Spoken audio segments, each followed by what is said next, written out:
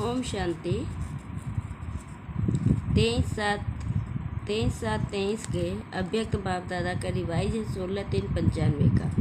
ऊपर का सार है सर्व प्राप्ति संपन्न आत्मा के निशानी, संतुष्टता और संपन्नता। आज सर्व प्राप्ति कराने वाले बाप दादा अपने चारों ओर के प्रति संपन्न बच्चों को देख रहे हैं और सर्व प्राप्तियों के दाता संपन्न और संपूर्ण बाप के बच्चे। तो हर एक बच्चे को बाप ने सर्व प्राप्तियों का वर्षा दिया है, ऐसे नहीं किसको 10 दिया है, किसको 20 दिया हो। सभी बच्चों को सर्व प्राप्तियों का अधिकार दिया है। सभी बच्चे फूल वर्षे के अधिकारी हैं। तो बाप दादा देख रहे हैं कि हर एक अधिकारी बच्चों ने अपने में प्राप्तियों का अधिकार कितना प्राप्त किया है। बाप ने सर्व दिया है। बाप को सर्वशक्तिवान व संपन्न सागर कहते हैं, लेकिन बच्चों ने उन प्राप्तियों को कहाँ तक अपना बनाया है। बाप का दिया हुआ वर्षा जब अपना बना लेते हैं तो जितना अपना बनाते हैं उतना नशा और खुशी रहती है। मेरा खजाना दिया बाप ने, लेकिन अपने में धारण कर अपना बना लिया तो क्या देखा कि अपना बनाने में नंबरवार हो गए। बाप ने नंबर नहीं बनाए हैं, लेकिन अपने धारणा की यथाशक्ति ने नंबरवार बना दिया है। संपूर्ण अधिकारी व सर्व प्राप्ति से संपन्न आत्मा जो सदा अमृत वेले से रात तक प्राप्तियों के नशे में व अनुभव में रहती है, उनकी निशानी क्या होगी। प्राप्तियों की निशानी है संतुष्टता। वो सदा संतुष्ट मणिबन दूसरों को भी संतुष्टता की झलक का वाइब्रेशन फैलाते रहते हैं। उनका चेहरा सदा प्रसन्नचित्त दिखाई देगा। प्रसन्नचित्त अर्थात सर्व प्रश्नचित्त से न्यारा कोई भी प्रश्न नहीं होगा। प्रसन्न होगा क्यों, क्या, कैसे, यह सब समाप्त है। तो ऐसे प्रसन्नचित्त बने हो कि अभी भी कभी कभी कोई प्रश्न उठता है कि ये क्या है, ये क्यों है, ये कैसे होगा, कब होगा। ये प्रश्न चाहे मन में चाहे दूसरों से उठता है। प्रसन्नचित्त हो या प्रसन्नचित्त हो, या कभी प्रश्नचित्त कभी प्रसन्नचित्त। क्या है, कैसे गायन वैसे गायन है। अप्राप्त नहीं कोई वस्तु ब्राह्मणों के खजाने में। ये किसका है, किन ब्राह्मणों का गायन है, आपका है या दूसरे आने वाले का है। आप ही हो ना। तो जब कोई अप्राप्ति नहीं होती है तो अप्राप्ति असंतुष्टता का कारण है। और अपना अनुभव देखो, कभी भी मन असंतुष्ट होता है तो कारण क्या होता है। कोई न कोई अप्राप्त का अनुभव करते हो तब असंतुष्टता होती है। गायन तो है ना, अप्राप्त नहीं कोई वस्तु। ये अब का गायन है संगम युग का, यह विनाश के समय का। संगम युग का विनाश के समय संपन्न हो जाएंगे कि अभी होना है। जो समझते हैं कि हम सदा प्रसन्नचित्त रहते हैं, कभी भी किसी भी बात में, चाहे अपने संबंध में चाहे दूसरे के संबंध में भी प्रश्न नहीं उठता, सदा संतुष्ट रहते हैं। ऐसे संतुष्ट आत्माएं कितनी होगी। बहुत है, अच्छा है जो समझते हैं, सदा प्रसन्न रहते हैं। चाहे माया कितना भी हिलाए, लेकिन हम नहीं हिलते, माया को हिला देते हैं। माया नमस्कार करती है, हम अंगद हैं, अंगद के समान अचल अडोल हैं। माया हार जाती है, लेकिन हम विजयी हैं। जो ऐसे वो हाथ उठाओ। सदा शब्द याद रखना, कभी कभी वाले नहीं, बहुत थोड़े हैं, कोटों में कोई हैं। क्वेश्चन मार्क उठाता तो है ना। क्वेश्चन मार्क डिक्शनरी से निकल जाए, हलचल भी ना हो।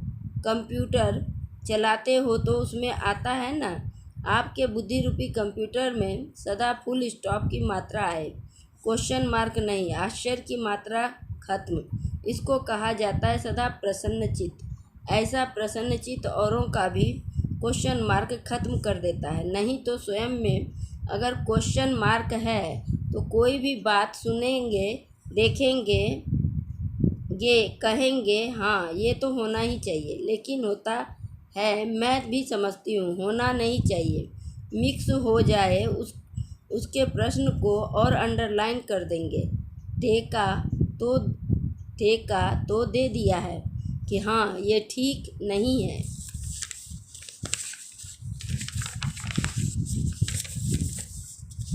लेकिन होता तो प्रसन्नचित्त उसको नहीं किया, लेकिन और ही प्रश्न को बढ़ा लिया, एडिशन हो गई।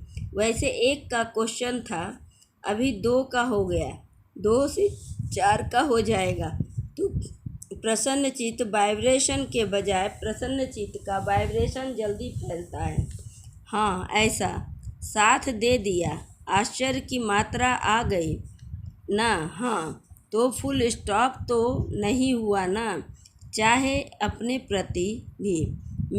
ये मेरे से होना नहीं चाहिए, ये मेरे को मिलना चाहिए, ये दूसरे को नहीं होना चाहिए, ये तो चाहिए प्रसन्नचित्त बना देती है। प्रसन्नचित्त नहीं तो सभी का लक्ष्य क्या है? संतुष्ट और प्रसन्नचित्त। जिसका प्रसन्नचित्त होता है उसके मन बुद्धि में के व्यर्थ की गति फास्ट नहीं होगी। सदा निर्माण होने के कारण सभी को अपने प्रसन्न चित्त की छाया में शीतलता देंगे। कैसे भी आग समान जला हुआ बहुत गर्म दिमाग का हो, लेकिन प्रसन्न चित्त के वाइब्रेशन की छाया से शीतल हो जाएंगे। कमजोरी क्या आती है? वैसे ठीक चलते हैं, लेकिन अपने रीति से अच्छे चलते हो, लेकिन जब संबंध संपर्क में आते हो तो दूसरे की कमजोरी देखते सुनते वर्णन करते प्रभाव में आ जाते हो। फिर कहते हो कि इसने किया ना, इसलिए मेरे से भी हो गया। इसने कहा तभी मैंने कहा, उसने 50 बारी कहा, मैंने 1 बारी कहा। फिर बाप के आगे भी बहुत मीठी मीठी बातें रखते हैं। कहते हैं बाबा आप समझो ना, इतना सहन कहाँ तक करेंगे? फिर भी पुरुषार्थी हैं ना, तो थोड़ा तो आएगा ना। बाप को भी समझाने लगते हैं। यहाँ तो जो निमित्त हैं उन्हों को भी बहुत कथाएं सुनाते हैं।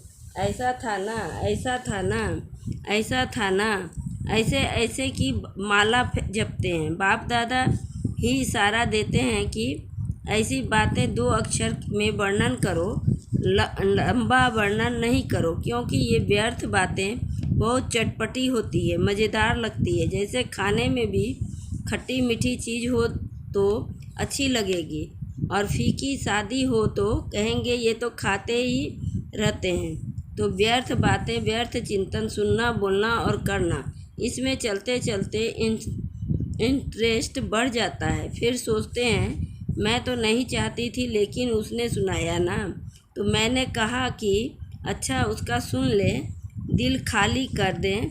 उसकी तो दिल खाली हुई और आपने दिल भर ली ना। वो थोड़ा थोड़ा दिल में भरते भरते फिर संस्कार बन जाता है, और जब संस्कार बन जाता है तो महसूस ही नहीं होता है कि ये रॉन्ग है, ये व्यर्थ संस्कार है। बुद्धि के निर्णय को ख़त्म कर देता है। इसलिए सबसे सहज सदा संतुष्ट रहने की विधि है, सदा अपने सामने कोई ना कोई विशेष प्राप्तियों को रखो, क्योंकि प्राप्ति भूलती नहीं है। ज्ञान की पॉइंट भूल सकती है, लेकिन कोई भी प्राप्ति भूलती नहीं है। बाप से क्या क्या मिला है, कितना मिला है, वैरायटी पसंद आती है ना, एक जैसा पसंद नहीं होता है। तो आप अपने प्राप्तियों को देखो, ज्ञान के खजानों की प्राप्ति कितनी है, योग से शक्तियों की प्राप्ति कितना है, दिव्य गुणों की प्राप्ति कितनी है, प्रैक्टिकल नशे में खुशी में रहने की प्राप्ति कितनी है। लिस्ट बहुत है, बहुत लिस्ट है ना। पहले भी सुनाया था कि कभी कोई गुण की प्राप्तियों की सामने रखते हुए संतुष्ट रहो, क्योंकि एक गुण भी अपनाया तो जैसे विकारों का आपस में बहुत गहरा संबंध है। अगर बाहर के रूप में इमर्ज रीति से क्रोध है तो लेकिन आंतरिक चेक करो कि क्रोध के साथ लोभ मोह अहंकार ही होता ही है। ये सब आपस में साथी हैं। कोई इमर्ज रूप में होते हैं, कोई मर्ज रूप में होते हैं। तो गुण भी जो उन्हों का भी आपस में संबंध है। इमर्ज का एक गुण को रखो, लेकिन दूसरे गुण भी उनके साथ ही मर्ज रूप में होते हैं। तो रोज कोई न कोई प्राप्ति स्वरूप अनुभव अवश्य करो।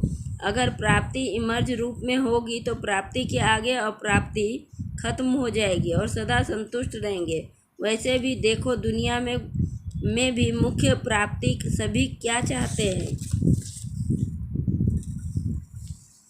हर एक चाहती है कि अपना नाम अच्छा हो, दूसरा मान और तीसरा शान। नाम, मान, शान ये प्राप्त करना चाहते हैं। आप भी क्या चाहते हो? आप भी तो यही चाहते हो ना, हद का नहीं बेहद का। तो दुनिया वाले तो हद के नाम के पिछाड़ी दौड़ते हैं। आपका नाम विश्व में जितना ऊंचा है उतना और ही किसका है? तो आप अपने नाम को देखो। सबसे नाम की विशेषता ये है कि आपका नाम कौन जपता है? स्वयं भगवान आपका नाम जपता है। तो इससे बड़ा नाम क्या होगा? आपके नाम से अभी